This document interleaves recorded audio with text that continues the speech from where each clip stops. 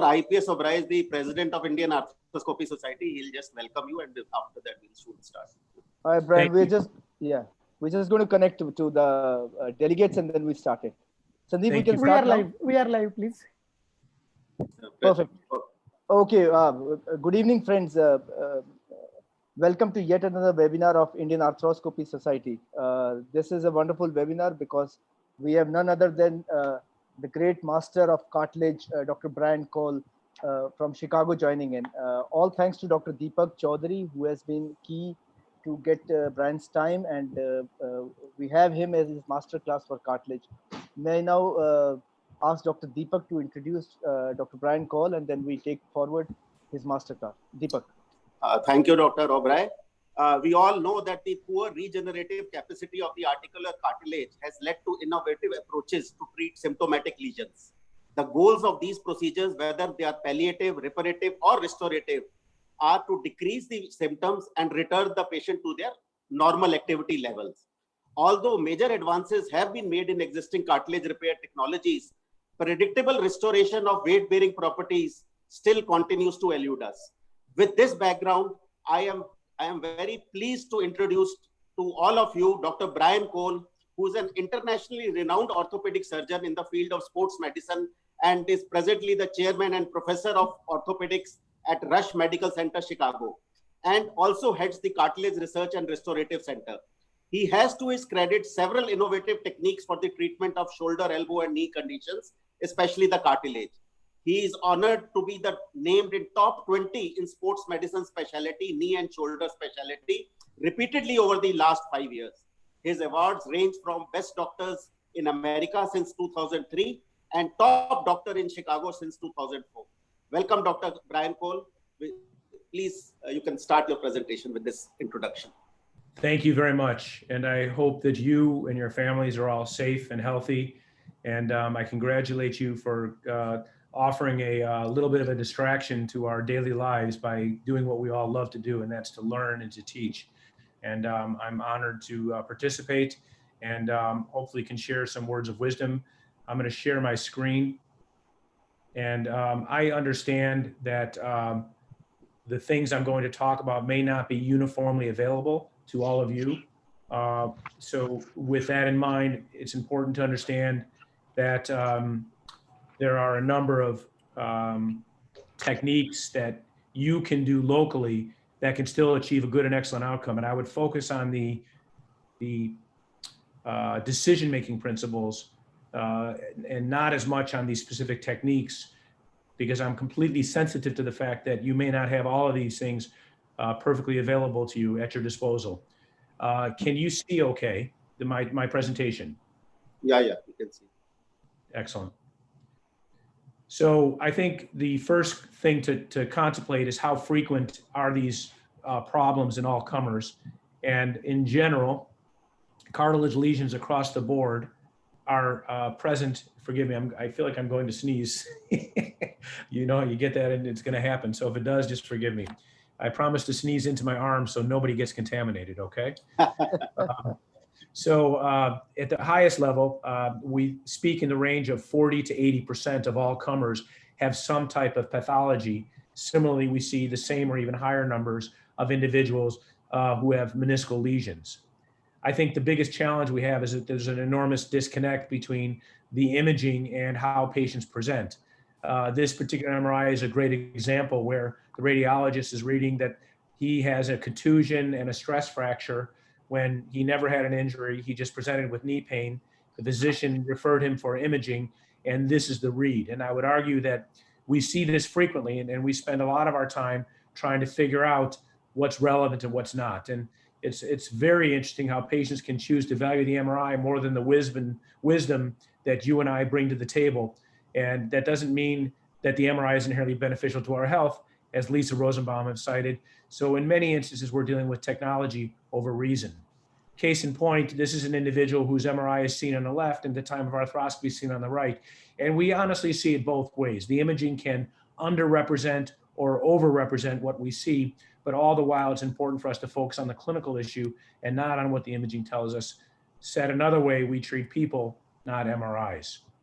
The other thing that imaging imaging has become particularly important for us is that we have become aware of the subchondral condition.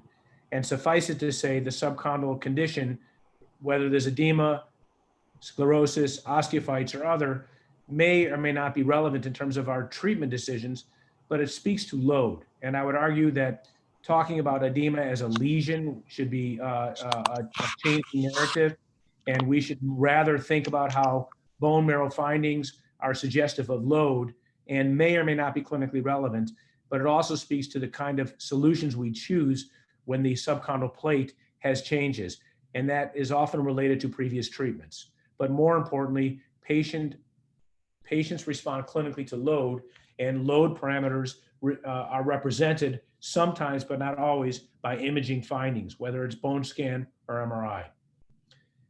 It's important to think before we treat, and I indicate that when we look at long-term studies, for example, using the ACL as the surrogate, we see that patients who have lesions at the time of ACL reconstruction can do very well at long-term follow-up when those lesions are neglected, assuming they were asymptomatic at the time of their ACL reconstruction. It's also important to know that some patients can be made worse if these lesions are treated when they're not causing clinical problems.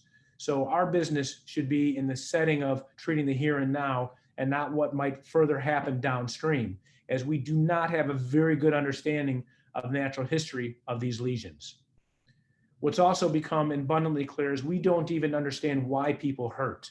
This is a high-level college woman athlete who has a femoral condyle lesion that was treated with marrow stimulation.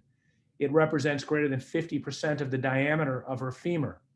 She still has pain despite a marrow stimulation. Her femoral condyle is relatively small, and that defect is no more than about 14 millimeters in diameter. The only way I was able to make her pain-free was to replace that fibrocartilage with an osteochondral allograft. So the point is that we have to look at a lot of different factors to understand why people hurt. One of them may be the relative area that's intact or normal, and in this case, it's pretty small on the medial side, but there's other things like BMI, like alignment, meniscal status, ligament status. All of those factors weigh into our decision-making. So when we're talking about symptoms, we should look to the periphery and say, what are all of these things and how do they weigh in to our ultimately to our treatment decision-making principles? What you are frequently asked is, look, if our patients remain active, will it make the condition worse? And we know from prevalence data in marathoners that they actually have a paucity of subchondral change over time and cartilage change over time. And truth be told, when we look at our literature, that we have an insufficient evidence that suggests that sports will increase the prevalence or progression of osteoarthritis. So we are left to looking at patient age, family history, and previous history of surgeries, which might be predictive of how the level of activity relates to the progression of disease. It is also imperative that we think of body mass as the sixth vital sign. So in my opinion, joint preservation really starts in the kitchen. And we know that patients like this that I show you, a wonderful woman who complained of anterior knee pain, who I told her that, look, I understand you have cartilage loss in your patella, but you will do more predictably well if you do strength, conditioning, and weight loss. And in fact, she did just that. And that's her 9 months later on the right, when she went to Disneyland with her children, without knee pain and with a much better physical habitus, simply by taking into consideration her physical condition and her body mass with no surgery and no injections. And now no knee pain, despite having cartilage loss in her patella. When we talk to our patients, they often have concerns for the past, for the present, and the future. And the reason they sit here with us in the present is largely due to genetic determinants, things that they really can't control. But you can provide them a sense of well-being by helping educate them to say, look, there's nothing you really did that brought you here today. And most of this is a progressive degenerative phenomenon, and maybe with a few other factors that interplay. They also have concerns that if you do not treat them today, that their future will be altered. And it's important to understand that given our poor understanding of the natural history of these issues, that treating them because of their fear of what might happen tomorrow in the absence of symptoms today may not be justified. And most of us are in the business of educating patients. And that speaks to this concept that the art of medicine consists of amusing the patient while nature cures the disease. And this is a very important principle, because when you think about your day-to-day lives in the office with anything that we deal with, whether it's a rotator cuff tear, osteoarthritis of the hip, degenerative changes in the spine, when people are in pain, they have concern. And helping them understand that their activity levels do not necessarily relate to the progression of their disease, that they can coexist with their disease. And I will tell you, that's something when having had the pleasure and privilege of visiting your country on several occasions, people coexist with lots of disease. I see lots of people with rotator cuff arthropathy and the inability to bring their arms over their head, and they are doing just fine. So the point is, and I see a lot of people walking around with varus knees with known osteoarthritis. And because various countries have available resources compared to others and so forth, that the societies make decisions with and for patients, for better or worse. And the ability to live with disease is an important tenet. When it comes to articular cartilage, we are in the business of treating those who are symptomatic. We are not in the business yet of changing the natural history. So who gets what? Who gets non-operative treatment and who gets operative treatment? Those who have the acute onset of pain, whose performance is maintained, or maybe their performance is compromised, but they're playing for a contract. Those are the ones who we often will offer non-surgical treatment to remedy their current condition.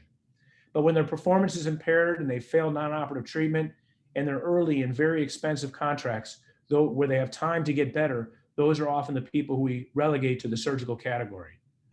We have a number of safe, maybe not proven, but safe alternatives to modify symptoms, all of which should be part of our practice armamentarium. And I think we should never forget that the placebo effect is very important. I would argue that all of you on this webinar have various ability to relegate the placebo effect to your patients. This is a study where we looked at the therapeutic effects of saline in level 1 studies. We did a meta-analysis just to see how good saline did when compared to hyaluronic acid or corticosteroids or a PRP. And what was interesting is that those who met the MCID were about the same percentage when all of these studies compared it to things like PRP, lubricant, and so forth, and that the degree of change was very similar. So the point is that the placebo effect is very important.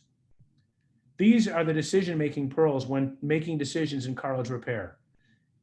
It summarizes a lot of the things I just said and what I will say. We need to separate patient concern from real disability. The inability to perform makes an athlete either unable to obtain an education if they're on a scholarship, or maybe unemployed if that's their job. The treatment that you choose may affect their asset value. So I operate under the premise to consider the least amount necessary to make them well. Improvements in their activities of daily living are predictable, but their ability to return to sport with the treatments that you and I will do is less so. We must match the solution to the anticipated outcome and the time required to feel better to the athlete's available timeline. We need to choose solutions that do not burn important bridges. And finally, their past responsiveness and performance predicts future responsiveness and performance. If they can get back to the season, despite the nature of the condition, if they can get back for an entire year, their asset value can improve and stabilize. So the past year of wellness following treatment can predict their future value when you're dealing with higher level individuals.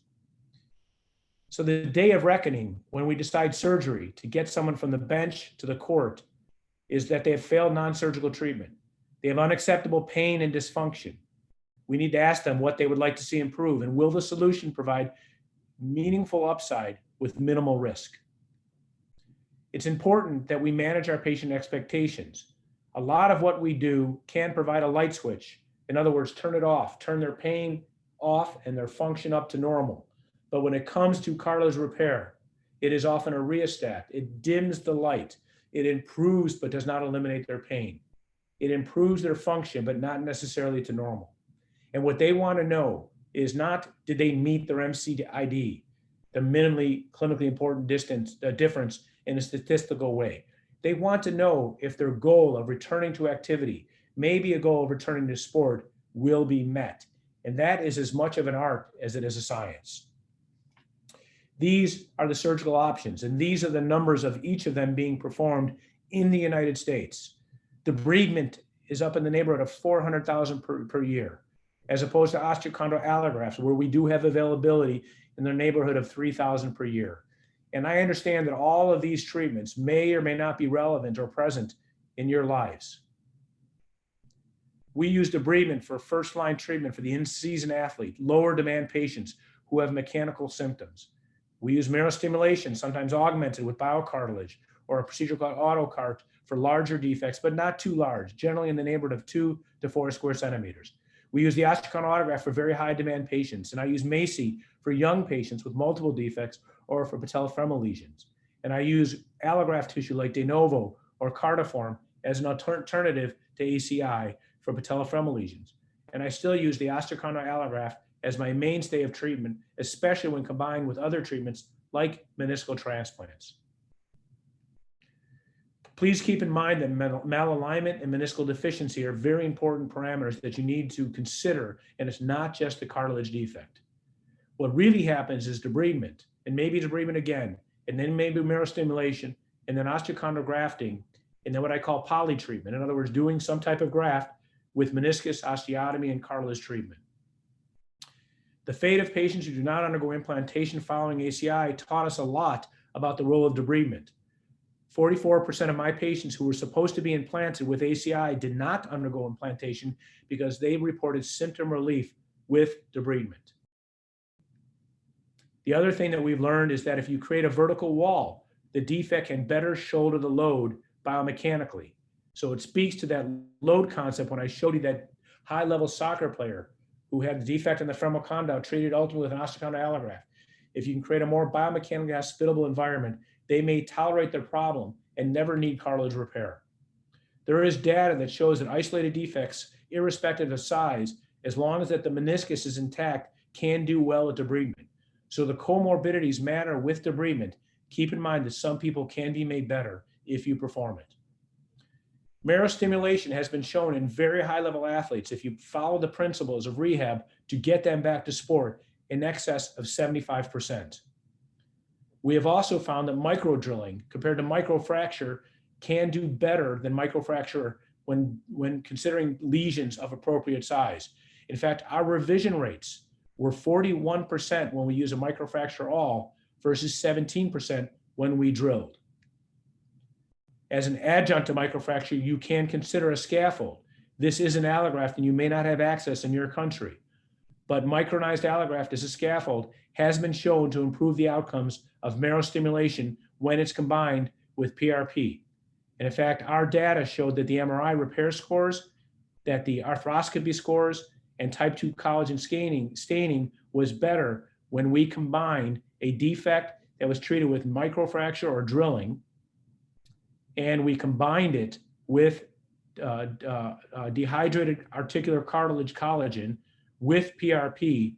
We did better, and fibrin glue, we did better than microfracture alone as an adjunct to marrow stimulation. This is a 24-year-old NFL football player who has years of medial knee pain, who was unable to continue his sport with an osteochondral lesion. He was treated with drilling, and he was treated with biocartilage with bone marrow concentrate. And this is his defect 1 year later. And this is him performing 1 year later. And you can see repair tissue and his ability to perform high-level sport through just a basic video demonstration 1 year later. This is another technique. This is a technique where we take articular cartilage from the intercondylar notch. We call it AutoCart. This is a device that you can get in your country called GraftNet. We harvest the cartilage from the intercondylar notch like you see here. We want to look at the cartilage is then placed in a mixture of biocartilage and PRP or bone marrow concentrate and injected into the defect. And I just don't, the audio is running, so I'm hang on, I just don't want to distract you with the audio. Let me just bring it down so you don't have to be distracted by that, and then play it. So you can see the procedure being performed here, where arthroscopically we inject a mixture of autologous cartilage, biocartilage, and PRP into the defect that's been prepared as a way to improve the quality of fibrocartilage fill using autogenous tissue. It's very economically responsible, and it can be performed arthroscopically, and it doesn't require anything from a regulatory process to approve it. So you can do this now with autologous tissue. OATS is still a dominant treatment strategy for small defects in highly active patients, even compared to microfracture, if you do indeed get a patient with a small defect. MACI also has very good long-term data for return to sport, commonly in the patellofemoral joint, but also femoral condyle, and that we have shown return to play in up to 2/3 of patients who undergo autologous condylocin implantation. There's a number of different types of allograft tissue, as you see here. And I will tell you that an osteochondral allograft remains my go-to in the United States for treating cartilage defects. This is a very high-level individual with a trochlear defect that we treated with an osteochondral allograft. We now have over 800 patients treated in this fashion. It is not available everywhere, but when it is available, it has become the gold standard for a primary revision treatment for osteochondral lesions, especially in a setting of meniscal deficiency. Our return to sport rates are 75 to 88% in this population. We are also looking at larger degenerative defects with different instrumentation like ovals that you can see here in something called a bio-uni to replace very large areas of cartilage loss rather than using two plugs adjacent to one another. Meniscal allografts. This is a young woman who had an intact articular cartilage who underwent a complete medial meniscectomy. On the bottom is her post-meniscectomy arthroscopy. And what you see here is progressive bipolar disease. She was treated with a meniscal allograft and an osteochondral allograft, and ended up being symptom-free at 1 year. We know we can return patients to following these treatments with cumulative return to sport at 75 to 85%. Very high-level individuals also can respond favorably to realignment procedures. This is another professional football player with a cartilage lesion of the femoral condyle and varus with with meniscal deficiency.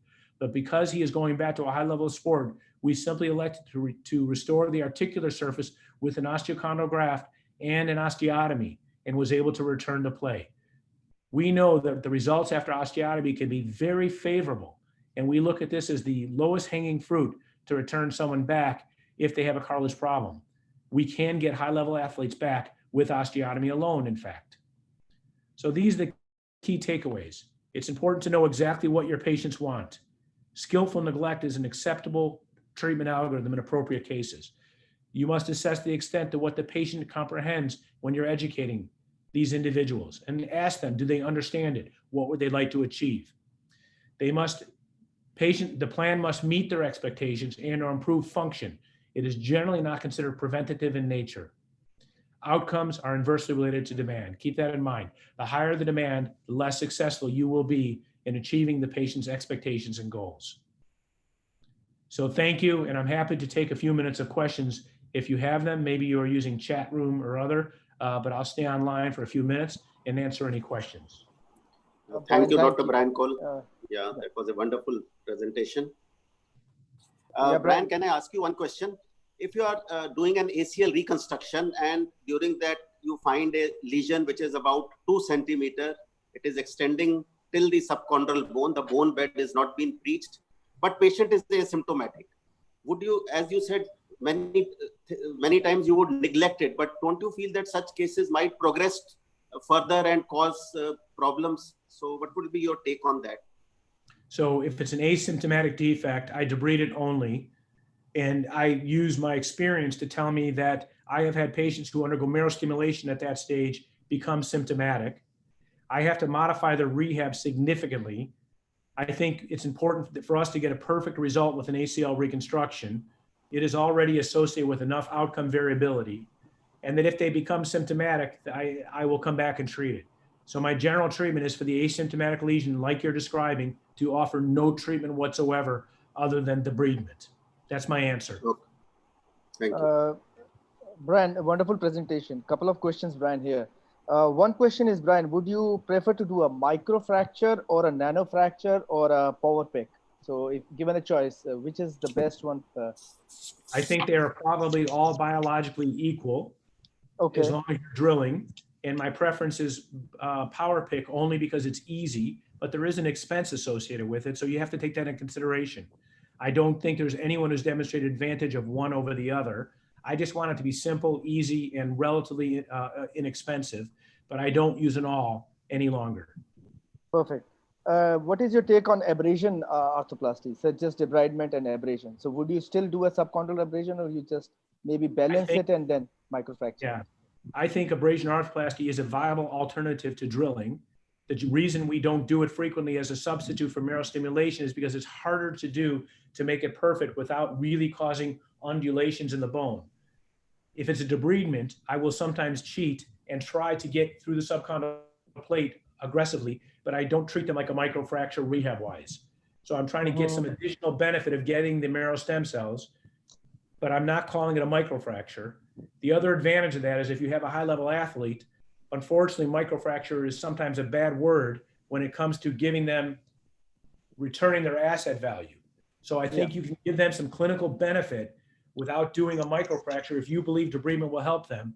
I think if you and I had a choice, I might argue that doing an abrasion arthroplasty is a better operation than microfracture, but we have a tough time doing it perfectly well without over traumatizing the subchondral plate, if that makes sense. Would you just use a burr to do a subchondral abrasion, or do you have a special instrument to do it? I like a bone cutter because I can use one instrument and I can use it on forward, and a bone cutter will actually do a beautiful job of creating a smooth surface. But don't take it for granted, a bone cutter can be very aggressive on the bone as well. So when I do a notchplasty, you see, I don't even use a burr anymore because I'm trying to save money. So for acromioplasties, for notchplasties, I use a bone cutter that can work like a shaver and a burr at the same time for half the price. Perfect. And would you actually augment these cases with a BMAC as an adjuvant? I like BMAC. I think it makes sense. There is no data right now that it's making marrow stimulation better. It costs money. It is not reimbursed. So you could argue that no downside might help. It's patient obligation here in the United States. So the discussion with patient is, look, insurance considers it experimental and or investigational. They will not pay for it. If you would like to do it, it's only money. And if you're willing to do it, I won't hurt you most likely. I might help you. But you also need a very good operation at first. Maybe this will help that operation with no assurances. So, but what's your data? Does BMAC actually improves the scores at the end of the day? I don't have the data. Okay, perfect. You said about subchondral bone, Brian. How important is subchondral bone for you to decide whether this patient would just need an abrasion or a microfracture? Or is it just the size of the subchondral bone which is important? I think it's important when you're talking about subchondral bone not to confuse edema with subchondral bone. Okay. Edema is a response to load. It is not an adverse situation that will compromise the outcome. In other words, it shows you that load is being transmitted to the subchondral bone region. So you can still treat someone with MACI, for example, who has had a marrow stimulation if the subchondral plate doesn't have osteophytes or is not sclerotic. I would not do a surface treatment like a MACI or an allograft surface like Cartiform or other, or de novo NT, for someone who has subchondral change. But if they have edema, I would still consider it. It is not our responsibility or obligation to get rid of all the edema. Our responsibility is to pay attention to the tide mark, the surface, the sclerosis, osteophytes. That dictates how you treat these patients. So if they have a lot of that formed, I would say that surface treatments like MACI are not as good of an option unless you plan to eliminate them. I would argue that microfracture is not a good of an option because that's a surface treatment. I would say if you have a lot of osteoarthritic change in that defect, you should be thinking osteochondral allograft. If you have edema in the absence of those changes, you have the luxury of deciding whatever you want to use. So how on an MRI do you differentiate between ischemia there, or it's just a reaction to the over pressure on that side? The answer there is that you can make subtle differences between T1 and T2. That being said, it's fluid. If it's very geographic and isolated toward the surface, that is usually a dysvascular phenomenon. If it's very spread with more concentration at the surface, but it's sort of a blush that filters away, that is more likely edema and not a dysvascular phenomenon. That being said, there's definitely an overlap between the two of them. That's my most common sense answer. Absolutely. People are interested about your technique, which you showed, and I think that's commercially available and possible in India. Taking a part of cartilage from the intercondylar notch and then concentrating it and then impacting it. Can you just maybe brief it again for everybody, because a lot of chat questions are coming on that side. Yeah, I'm glad, because this is an opportunity for you to treat people. And that's one of the reasons I actually helped develop this. It's a very inexpensive device called GraftNet. It's made by Arthrex. This is a device that will capture, it's basically like a Lucan's trap that will capture from a shaver on oscillate from the intercondylar notch or from the ridge of the trochlea. It goes into the receptacle. I take it out and I mix it as a paste with biocartilage or just bone marrow concentrate or PRP. I dry the lesion. I may do some drilling. I pack it in place. I know the cells are viable because we've done the work to show cell viability. We put fibrin glue, commercially available, Tisseal or Evaseal over the top of it. We hold off on weight bearing for 6 weeks. We hold off on motion for 48 hours, and then we let them go. It is a way to do a poor man's transplant, if you will, as an adjunct to marrow stimulation. Perfect. And you always do it arthroscopically, or is it a mini arthrotomy? I try, but do what works for you. I don't think it matters. Stay out of the vastus. Don't injure the vastus medialis. Do a vastus sparing approach. Anything trochlea patella or lateral, do it through a lateral retinacular release so you don't have to go into the muscle or the tendon. That's my approach. Doesn't not have to be arthroscopic. And would you have to go back in some of these patients and do a cartilage biopsy? And does it show you a fibro or a hyaline cartilage? How is the quality of cartilage there? If this is fibrous cartilage, fibrocartilage from microfracture, and this is hyaline cartilage from an osteochondral allograft, it's in here. Oh, that's great. So it's something in between, an overlap. Yeah, better than this and worse than this. Oh, that's a very good news actually for all of us. Yeah, Deepak. Okay.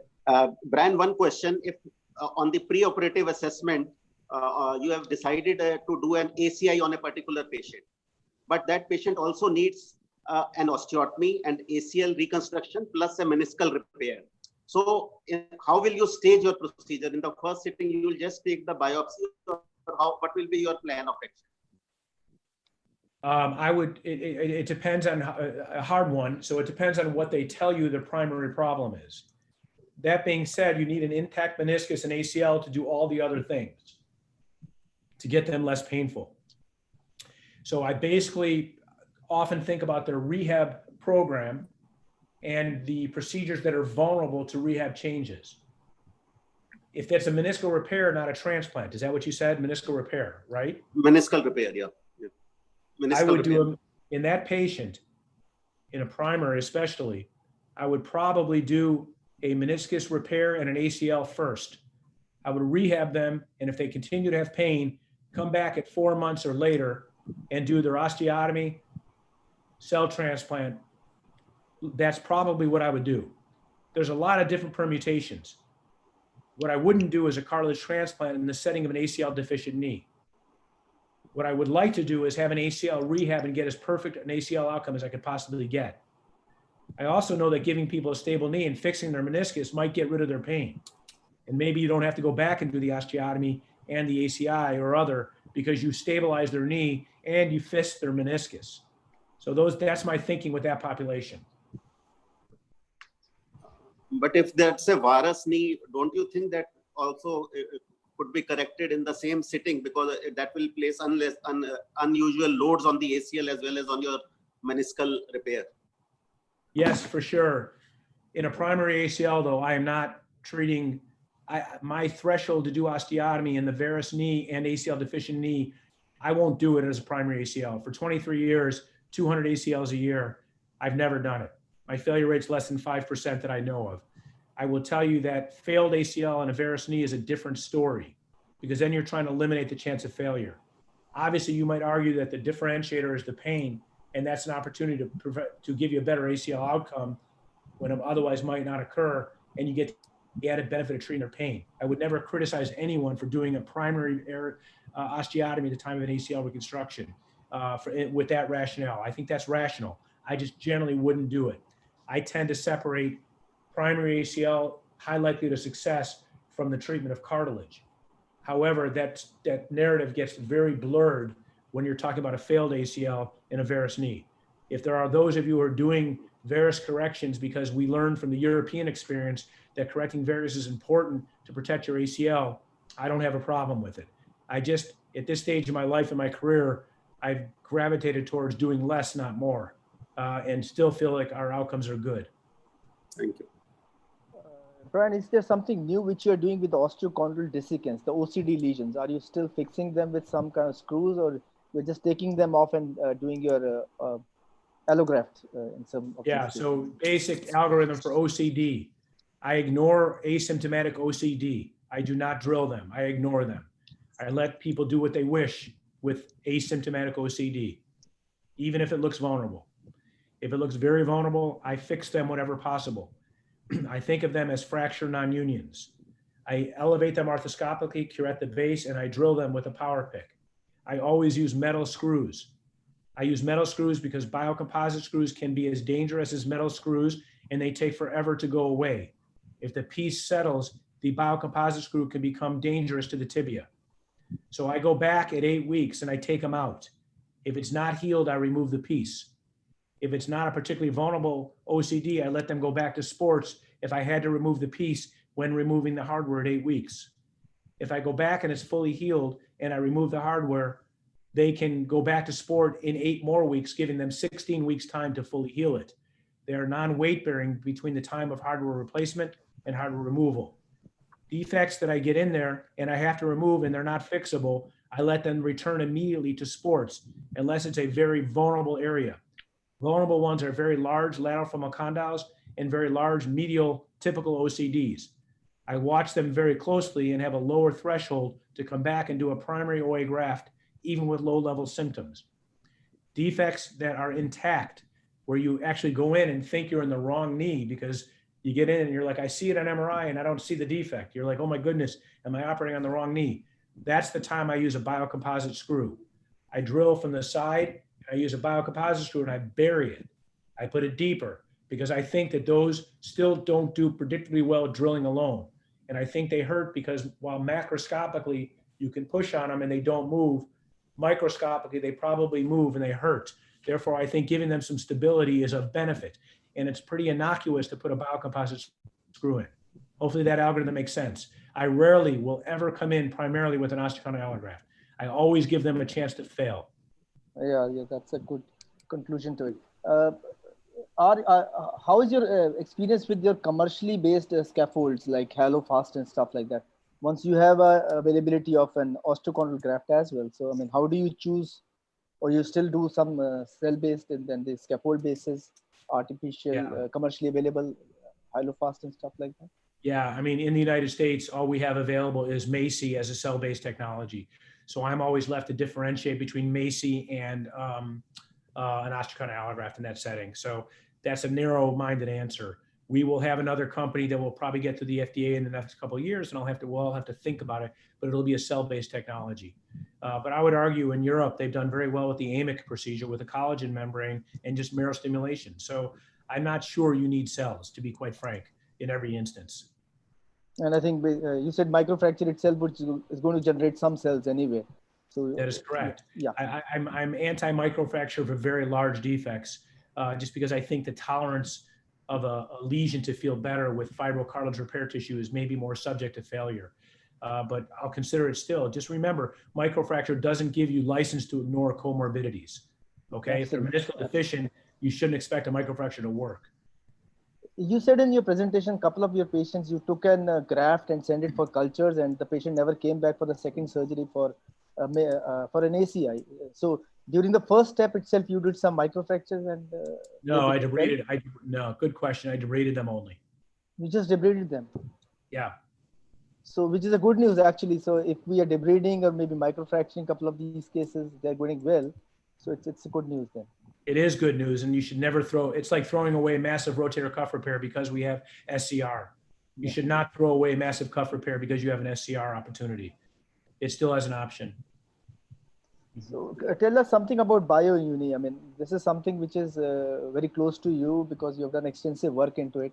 How long is your follow-up with BioUnis and stuff like that? BioUni is an alternative instrumentation to using cylindrical plugs. I'm still learning about it, and I don't have a big experience. I think architecturally it allows you to, at least to the naked eye, make it look good for oval degenerative defects. I'm still learning. I think and conceptually it's a good idea, but we don't have good outcomes yet. That's the best I can answer you. You still have the opportunity to treat those defects with overlapping grafts, like I showed you that picture. Yeah. For surgeons which in India, suppose we don't have an allograft which is available, so how much autograft would you is allowed for us to take during an OATS? And do you find it is it's usually a suprapatellar area, or is it the intercondylar notch also? And how do you mix and match it? Yeah, give me 1 second. I want to make sure that so right now it's 9:30 in the morning in Chicago, and I'm in the middle of my clinic. Okay. So I want to just make sure people are not throwing stones at me. Hold on 1 second. Just give me 5 seconds. Yeah. No worries. Shall we continue the discussion further, sir? No worries. He's just going to come back, I think. Is there any other question? I mean, Ranjit, you are there, and I think we can raise hand and ask. Tanmay is also I there. have one. So yeah, Pratik is also here. So let him come. Let him answer the question which we have put in, and then maybe. Yeah, I'm doing okay. I just was fun. You know, the interesting thing is and I don't know, I'd love for someone to share with me what's happening in your country or your local region, but you know, we're not yet open for elective surgery, but we're doing time-sensitive surgery. But patients are still afraid to come in. In my clinic right now, normally I see 85 to 90 patients. I have 17 patients spread out over 6 hours today. It's not particularly gratifying. So after I answer this question, I have some more time. It's okay. I'd love it if someone would share with me what's going on in your country and in your region. To answer your question, I recognize that osteochondral autograft is a good option when you don't have allografts available, and I would encourage you to responsibly use it. My experience has been that mosaicplasty has been less predictable when there's a large number of small diameter plugs, which is what you would typically get from the intercondylar notch. There's just more units that can fail. And early on when people were doing them, I was scoping patients, and they would have a number of plugs that were delaminating. So that being said, if you say who's the best patient, it's the very active individual who has a 10, 11 millimeter defect, maybe that's failed marrow stimulation or maybe as primary treatment. That's the perfect patient. But I think what you're asking is, in your country, you don't have access to osteochondral allografts. What can you do? And what are the limits? And I don't have an absolute answer. I think that, you know, proximal trochlea, you know, 8 millimeter grafts, 9 millimeter grafts, 10 millimeter grafts, if you take them up proximal and high, it's pretty safe without causing comorbidities. And you can go a long way in stretching the limits of osteochondral autografts in your country. It wouldn't be my first treatment in a setting where I have access to an allograft, but I would argue that I would still keep that in your treatment algorithm, and you would be well served to consider using it as a solution.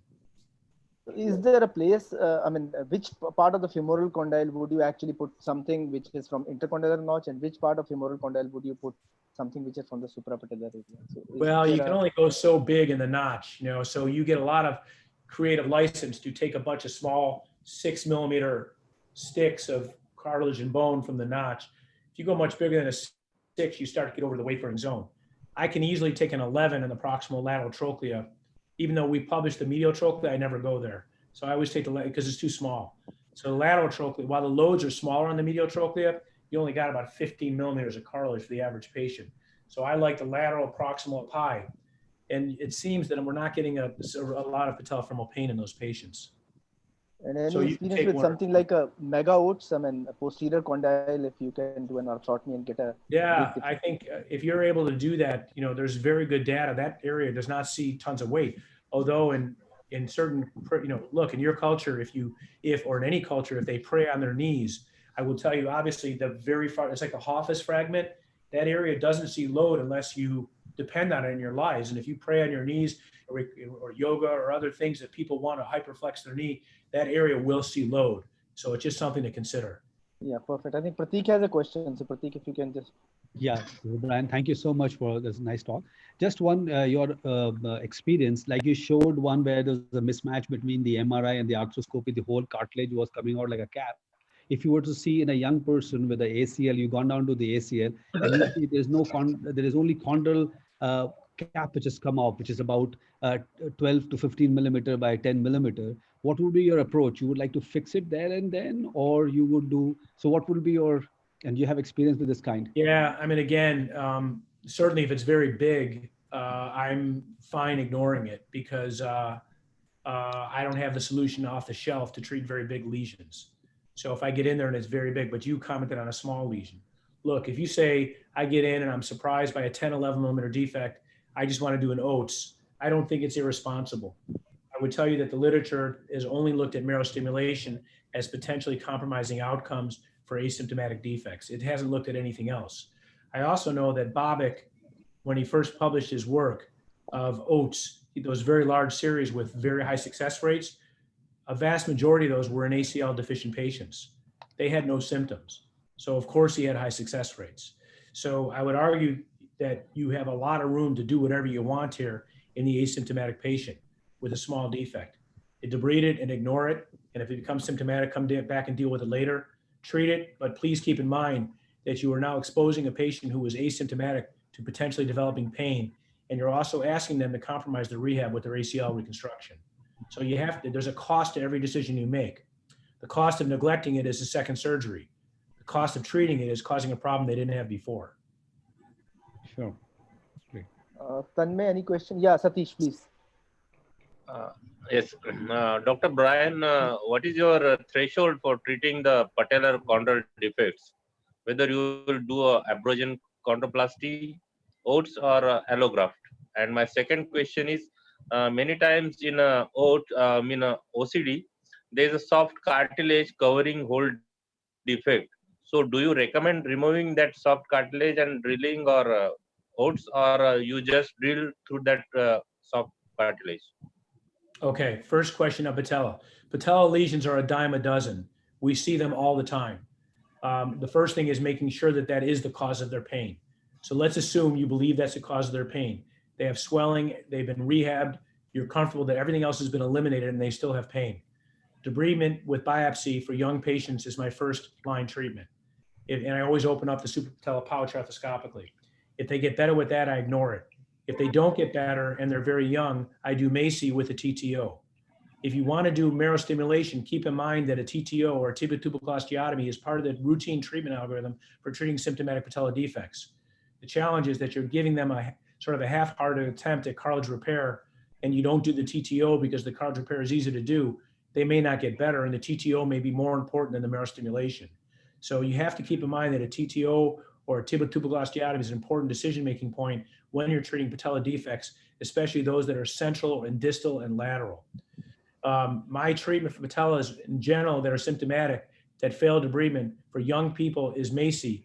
For middle-aged, older, or osteochondral lesions or revision treatment, it is osteochondral allograft. 2/3 of them get a tibiotubercle osteotomy, okay? That's a general overview. Now, turning to, and very little marrow stimulation.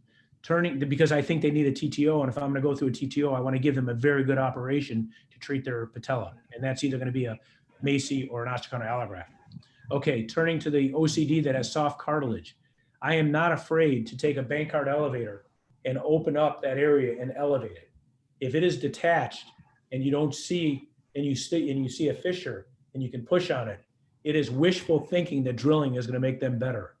If it is grossly unstable, but they have not violated the cartilage surface, I will take a Bankart elevator and lacerate the cartilage surface and see if I can elevate that piece. If I cannot, and if I can elevate the piece, I keep it intact and hinged on one side. I curette the base and drill it, and I use metal headless screws. And I come back and I take them out at 8 weeks. If, on the other hand, I cannot elevate the piece and it is very, very stable, I drill through it and I drill from the side with a K-wire, and I use a biocomposite screw and I bury it, and I will not come back and take that screw out, okay? And that gives them more stability across the defect to dampen out the micro instability that they're feeling with load. Brian, any experience with ACI in patellar lesions? With ACI? Yeah. Say it again. Autologous chondrocyte implantation. In patellar issue. Oh, Patellar yeah. lesions. Well, yeah, I've done over 600 of them, and I'm a big fan for the right patient. So the question may be, how do I decide? Younger patients, superficial defects, primary treatment, multiple locations, delamination, patellofemoral, gears me more towards MACI.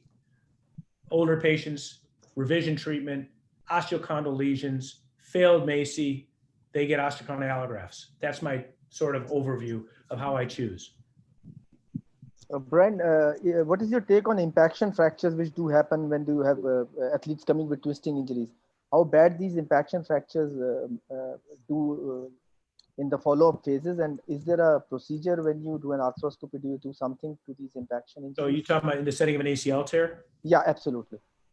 Again, dime a dozen. It's like the Hill-Sachs lesion with the shoulder instability. How often are we treating those?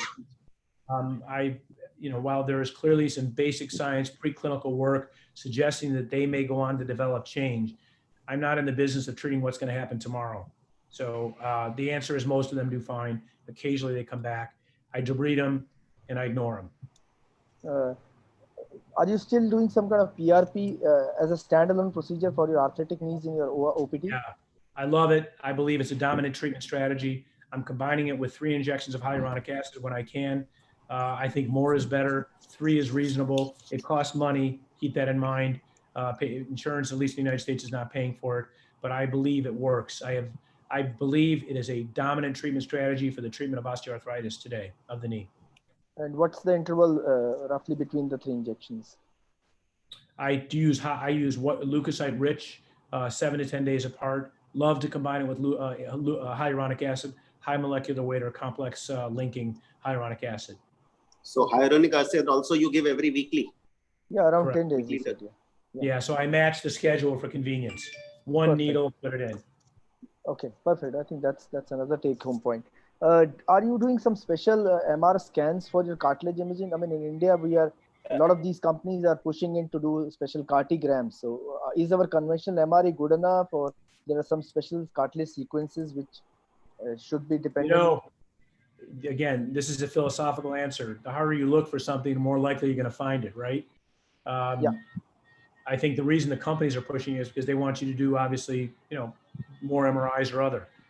I know that is not everyone agrees with me on this. I ask you if you do. I don't want to get too philosophical, but much like determining if you have IgG antibodies to COVID, right, or a coronavirus, are you going to change your behavior? There's not enough evidence to tell you to change your behavior. Similarly, if you get an MRI and show a signal change in the asymptomatic patient, we are not yet sophisticated enough to have disease-modifying treatments.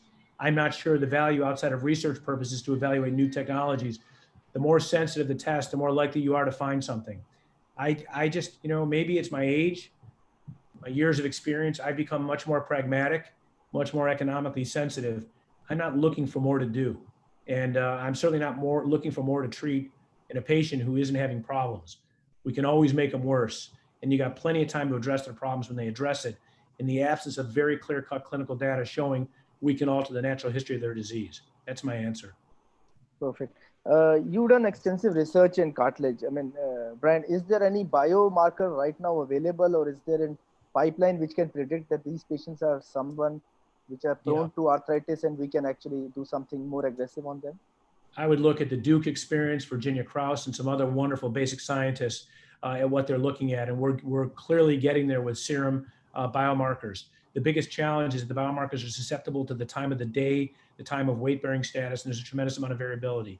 So we struggle a bit there. But I would tell you that no question, there are increasing evidence of biomarkers as part of our armamentarium. We have a lot of research. We're taking biomarkers at time equals 0, collecting them over time to see how our interventions change biomarkers. But we are very clearly interested in biomarkers in this regard. Yeah, I think, thank you very much. I think, Brian, are there any more questions from the panel? So if there are no, I think, Brian, it was wonderful. I think, Deepak, if you can just maybe, Yeah, thank you, Brian. That was a wonderful, and thank you so much for sparing your time so early in the morning and before your clinics. We are again grateful to you and the on behalf of Indian Arthroscopy Society and Delhi Arthroscopy Course. Thank you once again. I wish you and your families continued health, and that we all emerge from this and see each other on the other side face to face. God bless. Thank you, Brian. It was indeed a friends, a very, very informative experience talking to Brian Cole. He has an extensive experience in cartilage, and his answers were short and crisp and to the point. We do have a wonderful meeting coming up tomorrow as well, again courtesy to Dr. Deepak Chaudhary. It's no other than Dr. Freddie Fu, who is expert in anterior cruciate ligament surgery. And his talk tomorrow and the master class is essentially on an individualized anatomical value-based ACL surgery. I would actually request everybody to put in the chat box as the meeting would progress tomorrow as well, to put their questions so that we can use the best of opportunity to get our answers straight from the people who have done extensive research in these fields. Thank you very much, Dr. Deepak Chaudhary. Thank you, entire executive committee. Thank you, IPS. Thank you so much. Thank you. Satish, Thank you.